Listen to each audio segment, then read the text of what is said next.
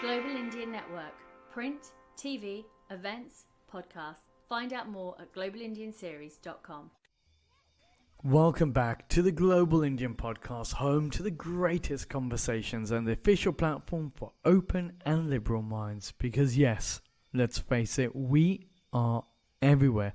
Now, as you know, every week we plunge ourselves into the human experience behind our perceptions of identity, take a second look at the countries we now call home, and tackle the big conversations. Well, this week comes from an important summit that I was invited to attend in Berlin last week, and it was the World Roma Conference. Now, to give a bit of a backstory there, the Roma community is an incredible community that many see its origins coming from India.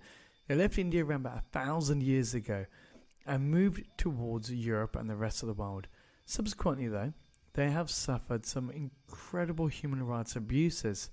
And during this whole course, where the ideas of nationalism, where the ideas of diaspora, people of Indian origin, all those little terms being used, the question starts to arise, well, India means something to us, but do we mean anything to it? And more importantly, what about these communities that everyone's fighting over to say that they now belong with us, that they're part of the brown fraternity?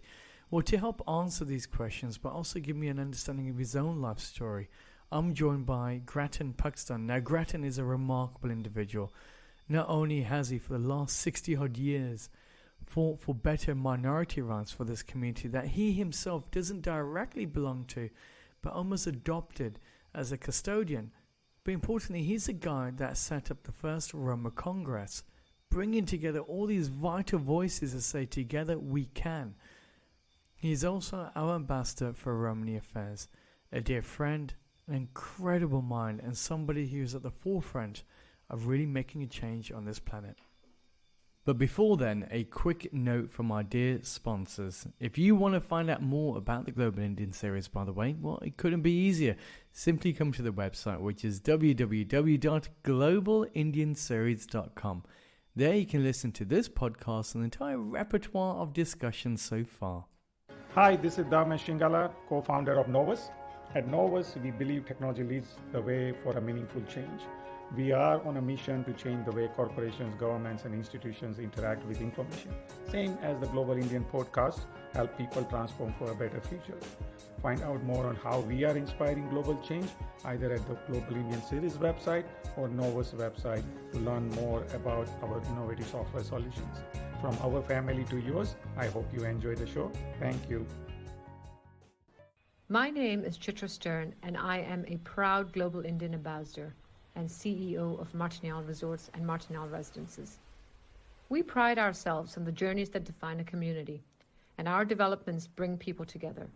Did you know that over 70,000 people just like us call Portugal home? The Global Indian journey has brought people together in a meaningful way, and on behalf of all of us at Martignal, we want to thank you for joining us in these remarkable conversations.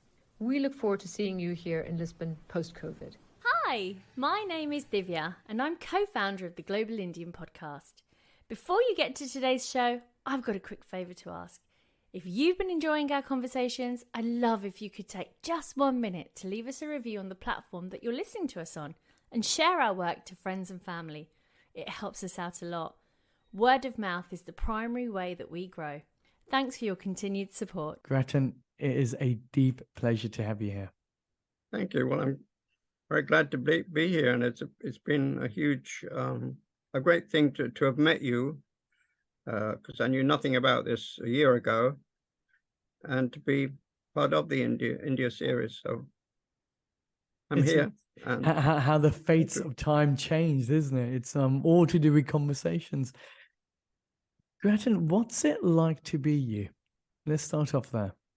Gracious, what a question. Yeah, well, I suppose somebody of my age, I'm 84 now, should be able to make some kind of answer to that. I mean, in one word, this is the greatest time of my life. I feel very privileged to still be with the Romani movement and still able to contribute. And having just seen it pass through this Congress in Berlin, which you're talking of, and getting back to some creative writing. I did some years ago write a novel called Free Born Traveler, which may or may not go into a film version. I've been approached about that. So, you know, I like writing. I've been chased into being, through my own some desperate experiences, an activist, and before the word was even invented. And I'm still an activist, but I'm mostly an activist here on the computer, because I was not able to travel to Berlin due to poor health. Yeah. But I'm here and very active as far as I can be. When you look back throughout the years, from moving towards Ireland, obviously because what was happening in the UK at that moment in time, being a journalist, as you rightly said, being thrown into the activist world before it became woke, before it became something that you could market. And throughout all those years, you took up a position to fight for those who are almost ousted by society. When you look back at all those experiences, what's the one thing that comes through that you think, this is what the human experience is truly about? This is what the sense of belonging is all about? Gracious, these are very philosophical questions, and I'm not a philosopher, but I would say that I was there. I was defending myself, because to have a inexpensive way of living, I got myself a wagon when I got to Dublin after a while, put it in the back garden of an old house in Kilmainham, and the next thing I got, within days, the Dublin Corporation bailiff came around, and I was evicted. He said, "Hey, you can't stop here." So I moved myself and with some travelers who were on the piece of ground just below my house. This was a strange elevated piece of ground that I was living on. And the travelers down there were on a little piece of land called Cromwell's Cabbage Patch. There weren't any more cabbages there, but they'd long since gone. But we moved together to a place called the Ring Road, and that's where it all started from, because that's where myself and some of the young travelers built the first school. That was St. Christopher's School. It was really just a makeshift shack, but we dignified it with the name St. Christopher's, and that's where things started off. What were the lessons that you learned there then, that's almost traveled throughout your own life? Because when you got to Ireland, again, it was a very different world. The reason why you went there wasn't because you're nomadic as such, it was because of what was happening with the military. But then what has led your life since then is to actually fight for the rights of the Roma community and the traveling community, the gypsy community as they're known for, which is an extraordinary thing to do for somebody that initially really didn't have that much of an interaction with them. Yeah, well, I grew up in rural Essex, where we were all pretty much thrown together. I was just writing now this morning about going out into the bean picking fields and meeting travelers there. And at the time I was saving up money to go to Yugoslavia. I'd been there first in 1952. I was only 13 years old. Went to Yugoslavia, met a girl called Zlata, and her family was part Romani. And I liked Yugoslavia. I later learned much more about it, politically and socially.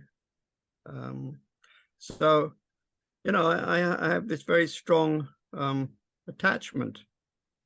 Attachment. It was an attachment to Yugoslavia, to my first girlfriend. And so that hit me as a terrible tragedy of European history, that Yugoslavia no longer exists. So one of my tethers has, in a sense, disappeared. And yet, as you saw at the Congress, a lot of people were there from former Yugoslavia, still trying to come together. And I'm part of that. What separates us, Grattan? The human behavior. We are going to go deep philosophical, aren't we? But what separates us? Because even when I was at your Congress and you look around the room, and regardless of the viewpoint that the Romani came from India over 1,000 years ago, we have that existing relationships, but life has moved on since.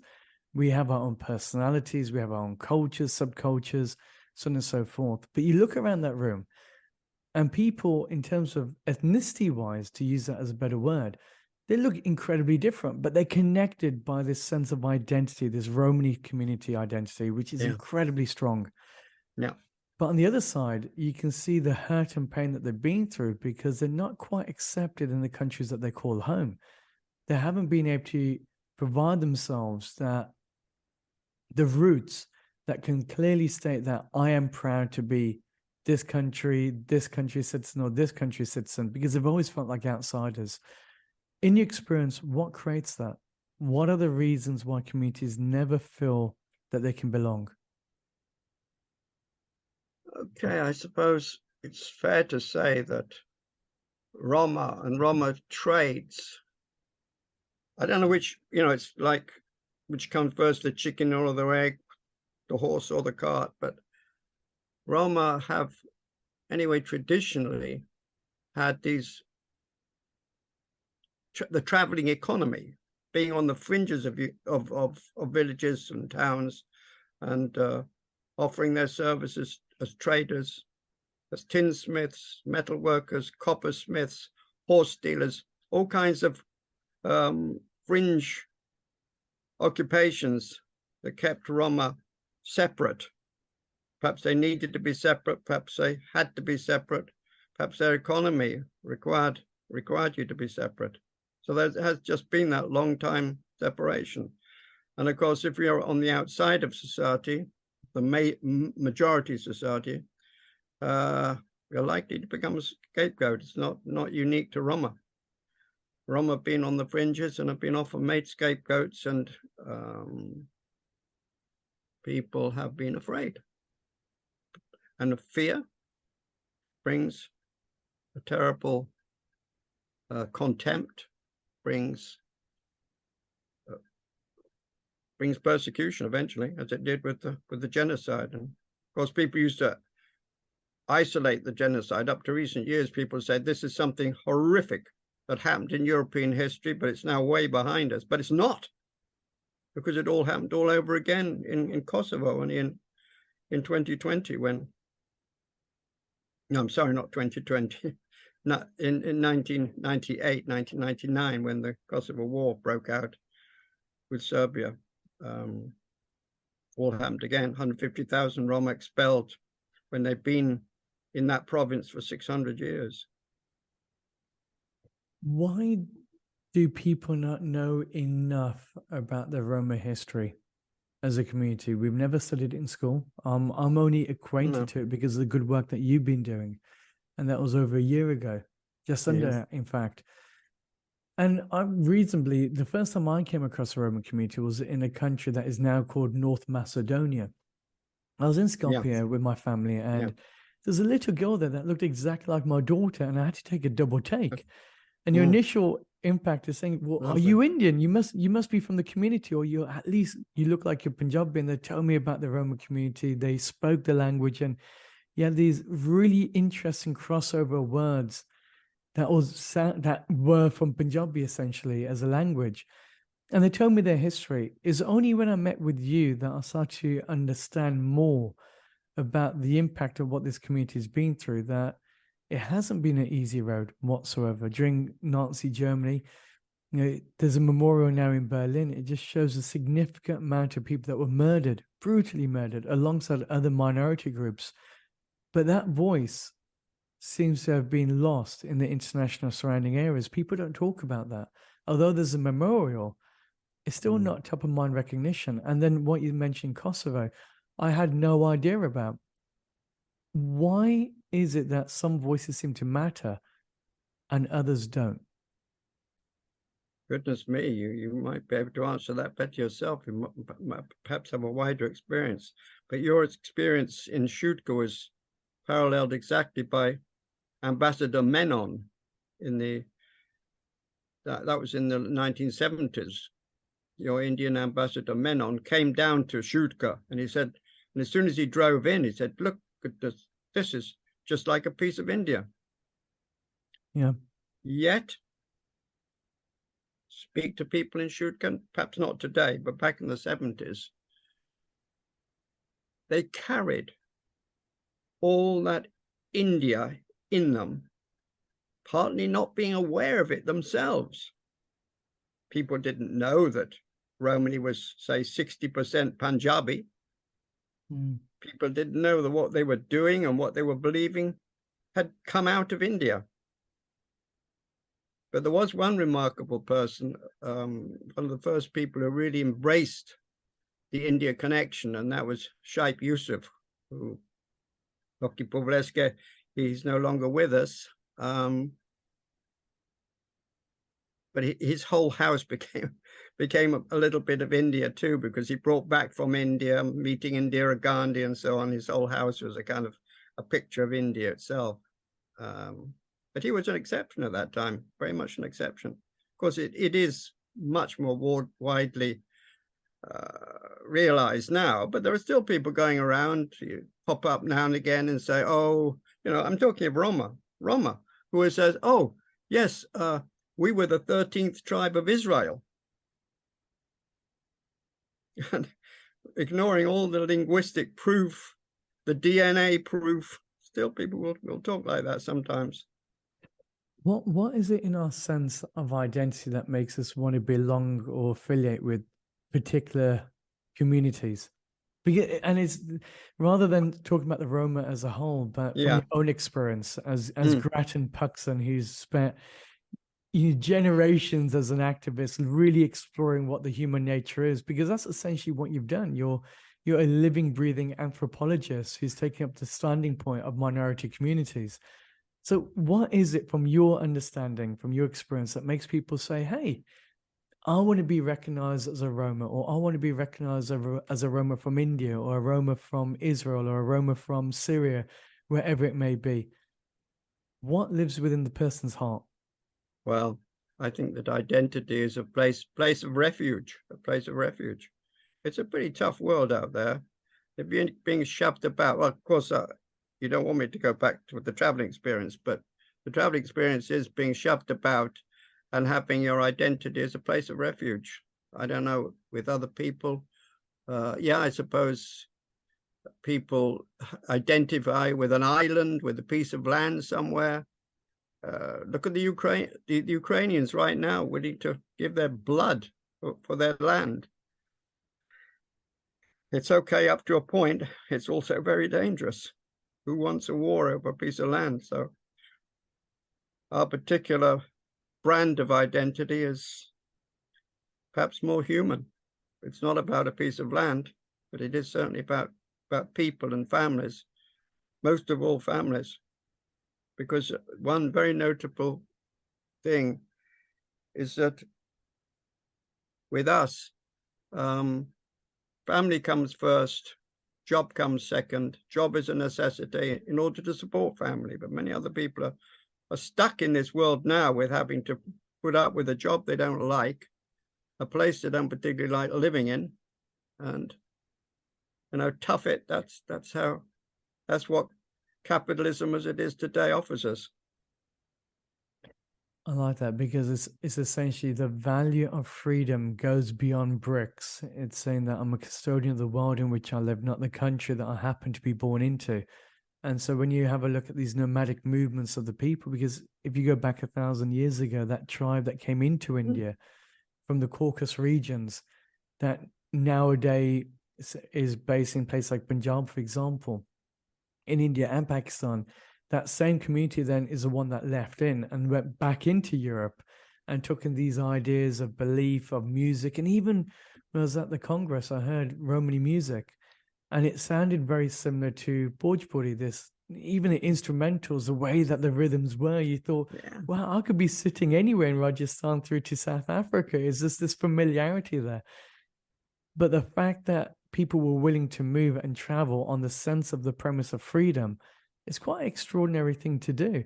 Like, when you look back again at all these years, I feel like this is your life. I'm going to give you a red book soon, aren't I?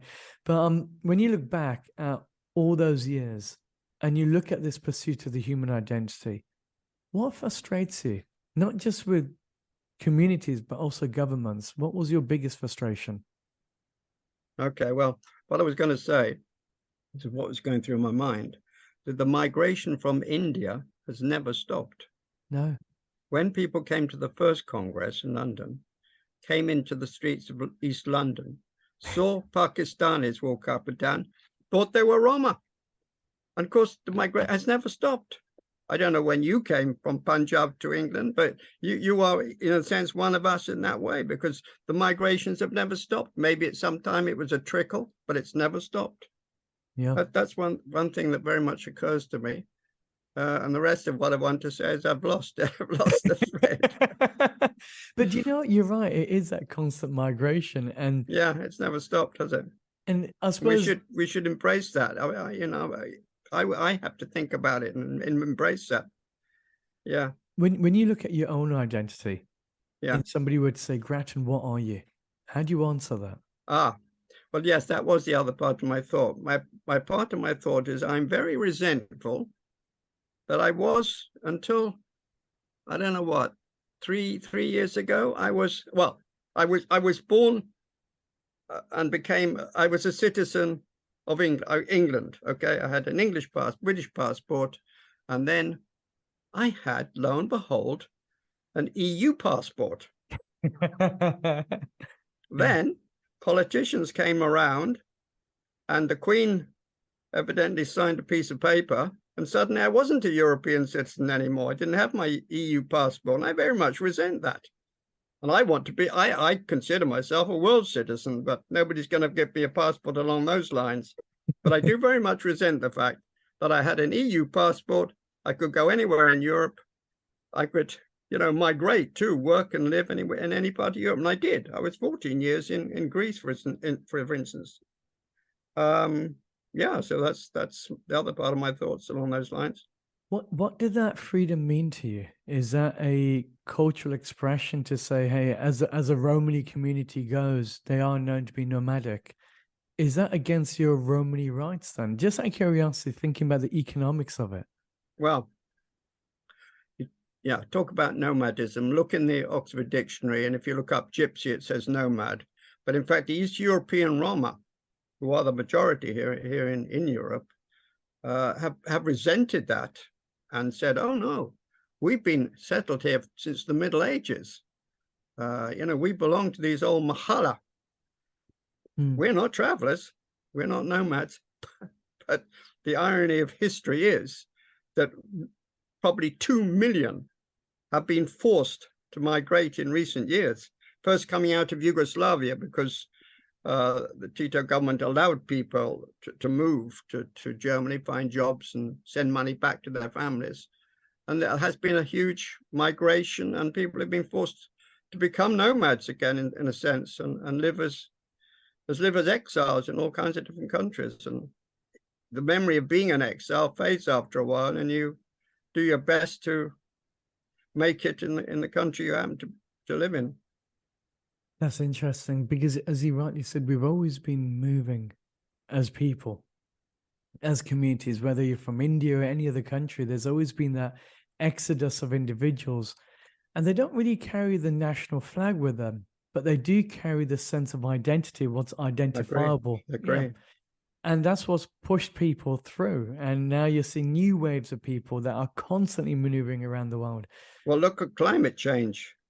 Climate change is putting millions, of tens of millions, and possibly soon hundreds of millions of people are going to be on the move to survive. That's a huge issue there, huge issue, and challenge humanity. Perhaps we Roma, perhaps travelers, if I call myself Rom, are kind of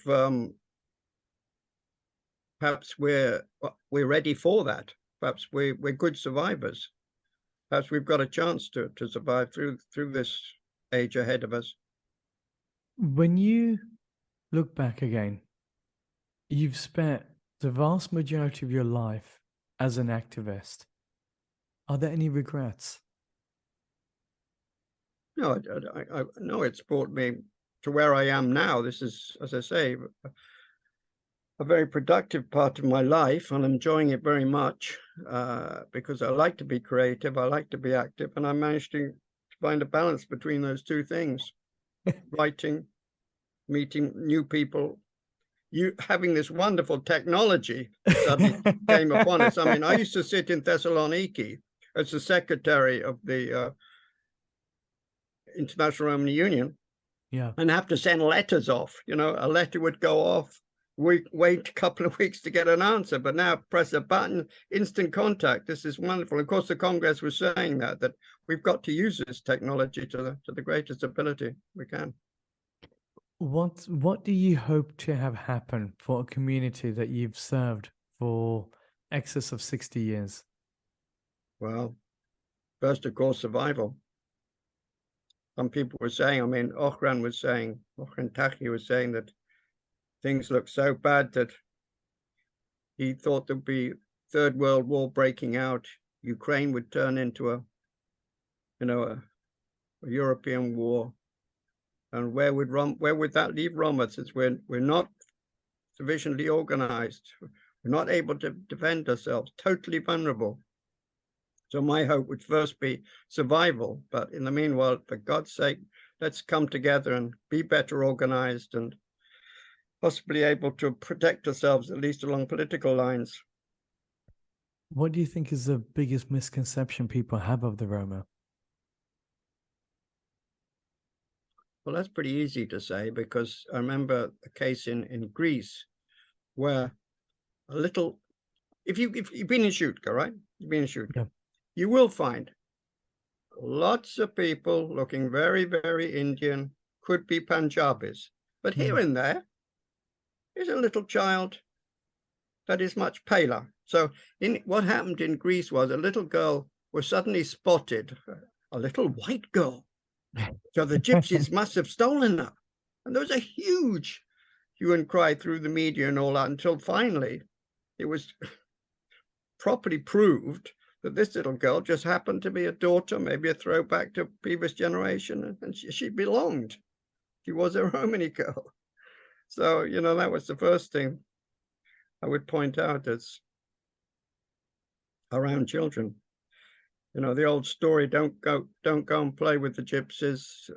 Gypsies steal children and all that. That the Congress, of course, over these 50 years, tried so very hard to wipe out and leave in the past, but it's not in the past, unfortunately. Is there any other misconceptions people have? Well, I suppose they have lots. You have to ask them.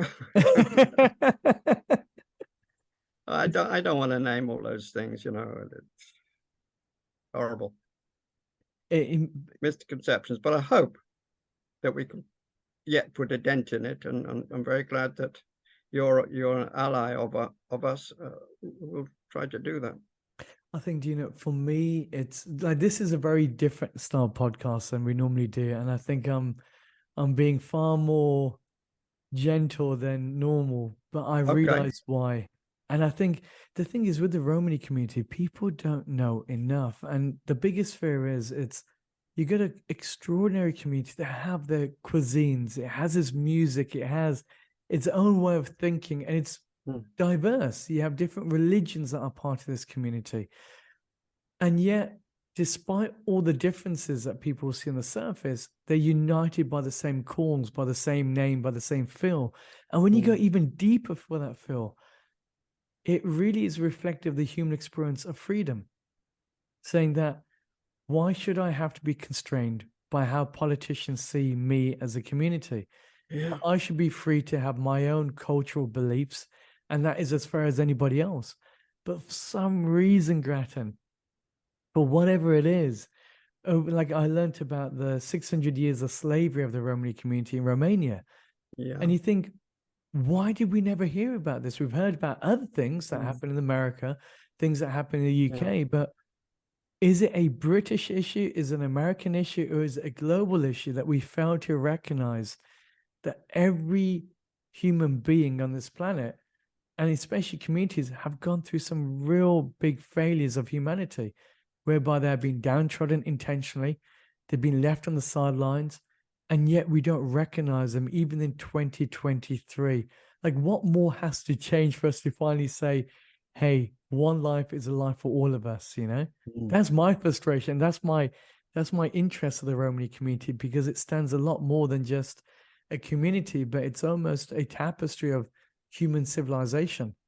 You know, how our roots change from where they're from. Yeah. Well, I've never been to India, but, you know, so all I know about India is what I read or what I see in video films. Go to India, and of course, those same prejudices exist, going back to the prejudice thing and why people are against other people. The castes, the lower castes, still looked down by the upper castes. And I think, well, I'm quite convinced, and have been long convinced, that it's economy. It's economy in the broadest sense. It's all about income, what you earn, what you own, that makes you be what you are and what you're seen as by other people. And I'm rather glad that we have this connection in India with Subba Rao, who is an activist for the nomadic tribes of India and Asia. I think something will come out of that, a connection with us. When I was young, I was very optimistic, along with the rest of the world. I believed that things were progressing, but lately, of course, we're beginning to feel the horror and recognize the reality that things are at the moment very much going backwards, that we've so polluted the atmosphere that the whole climate is against us. Wars have never stopped. I remember, in fact, when you talk of me of being an activist, the first thing I was active in was the Ban the Bomb campaign. I was a Ban the Bomber march. I marched from Aldermaston to London in about the second Aldermaston nuclear disarmament campaign march. And well, I'm afraid nuclear weapons have not gone away. They come back, and they threaten us today. So I've said that I'm so glad to be where I am at this moment and doing what I am. I'm less of an optimist as to the destiny of humankind and the destiny of the Romani people than I was perhaps at a younger time in my life. But I will continue to fight. What else is there to do? I have no doubt whatsoever.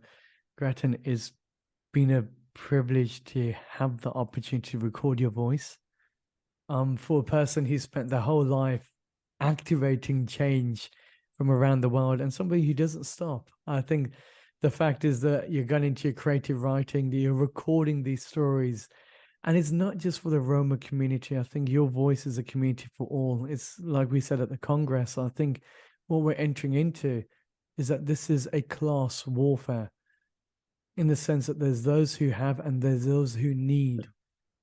And the problem is, you know, your tribal affiliation, your religion, or even your ethnicity does not stop you from being an arsehole. If we all collectively become less of an arsehole to each other, maybe we have a better opportunity of having a greater civilization for all of humanity and for all sentient beings of that. That is my moment there, Grattan. It is lovely to have recorded your voice. Thanks a lot for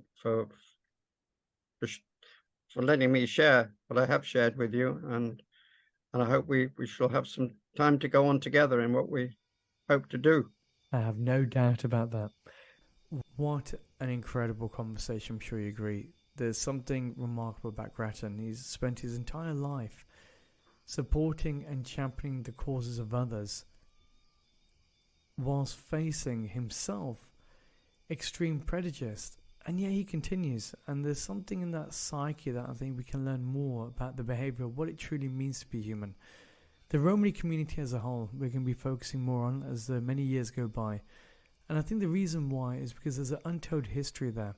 In a world in which we discuss nationalism in the sense of who has ownership of whom, and the hidden histories that this globe has kind of pushed itself through to, the Romani have almost been subjected to a deafening silence from the international community, not only with what's taken place in Kosovo, but also some of the key challenges that they faced during the most horrific times within European history, that of the Holocaust. We're very fortunate that we have another ambassador for Romani Affairs, which is Virgil, whose voice we'll get to record quite soon.